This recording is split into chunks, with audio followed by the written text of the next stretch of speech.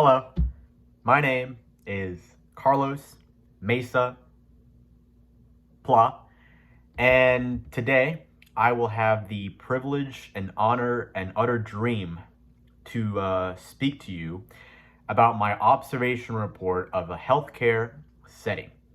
I had the absolute privilege of going to an outpatient surgery center, formerly known as Florida Orthopedic Institute. That is correct. You heard that right. The best place on earth. So I shadowed Dr. Howard Jackson. He's a physical medicine rehab specialist with a subspecialty in interventional spine. He leads the pain management department at the Florida Orthopedic Institute, and he does about 40 to 60 spine injections per day. In the 8 hours I was there, I was observing how everything worked, and I was able to see that they use a lot of qualities of health communication, successful patient-provider interactions, and usage of the health information technology. Also, they do assessments of the health literacy, which helps a lot of the diversity in the Tampa Bay area. Once I got there, I saw that they have a front desk secretary and a scheduler. The scheduler basically schedules the appointments and she assures that the patients get there on time.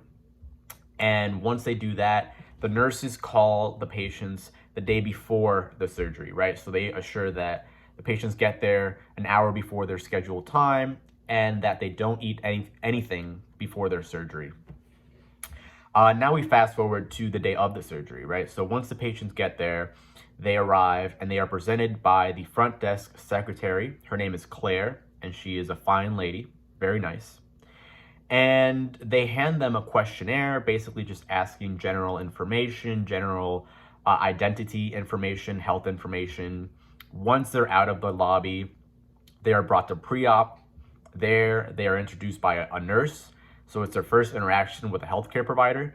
The nurse, brings them back, puts them on a hospital bed, and will ask them general questions like, how are you feeling today? On a scale of 1 to 10, how is your pain?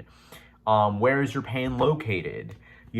Stuff like that. And if the pain is below a 5, that's when the doctor will get involved and he'll basically consult with the patient and ask them, oh, do you think we should continue with the surgery? And they'll have a conversation about whether or not it's worth it. And, it seems like most of the time the patients decide to stay because they're already in their gown, they're already there, and they're like, yeah, I'm just gonna go with it because my pain's gonna come back anyways. Everything in this facility is charted and documented on iPads or computers, so it's all very technology based. Helps the efficiency and communication throughout, Once the nurse finishes dressing the patient and asks them those introductory questions, the anesthesiologist gets involved and he determines how much anesthesia to use and what kind of anesthesia to use, right? So he administers the IV and he asks the patient typical questions like, have you ever fainted before? What are your symptoms like usually with anesthesia? And this is all very, very comfortable conversations. They try to use very understanding language. That way the majority can understand what they're saying. Once they're out of the pre-op area, they are brought into the operating room by the OR nurse. They're wheeled in and a combination of 2 nurses, 1 anesthesia technologist, 1 patient care technician, and a radiologic technologist and the physician all combined will help the patient off of the hospital bed into the Biomex surgical C-arm table, which is essentially a surgical bed. Once they're in there, the anesthesia technician starts administering the anesthesia through the IV based on what the anesthesiologist told him. Then the radiologic technician will use the C-arm X-ray machine to take X-rays and images of the patient's spine.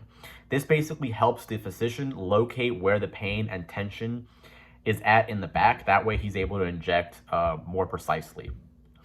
Once the X-rays are done, they start mixing the medication into the injection, and the patient care technician and 1 other nurse basically mix lidocaine with a bunch of other medication that is designed to lower back pain.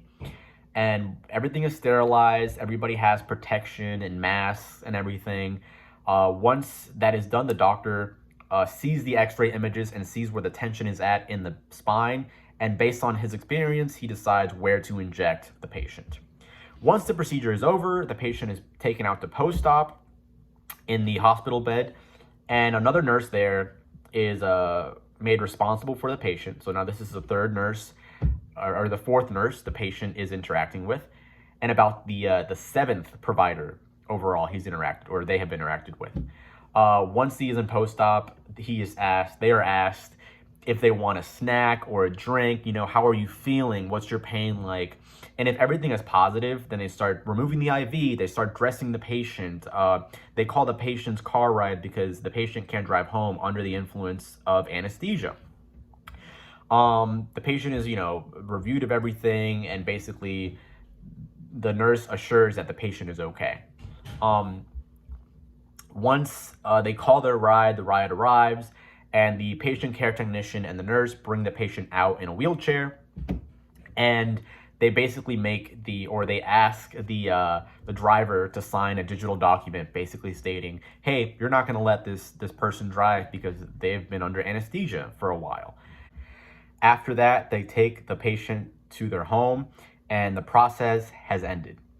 Now, in this process, I noted several occurrences of health communication being applied to the medical setting.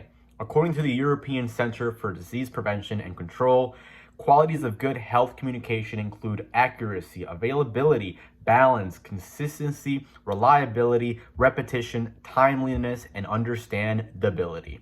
All qualities that I noticed in my day there, especially timeliness, because pain management, I noticed, was a very fast-paced environment. The procedure itself was like maybe 5 minutes. So the patient is mostly in pre-op and in post-op. But overall, the patient is there for maybe two hours.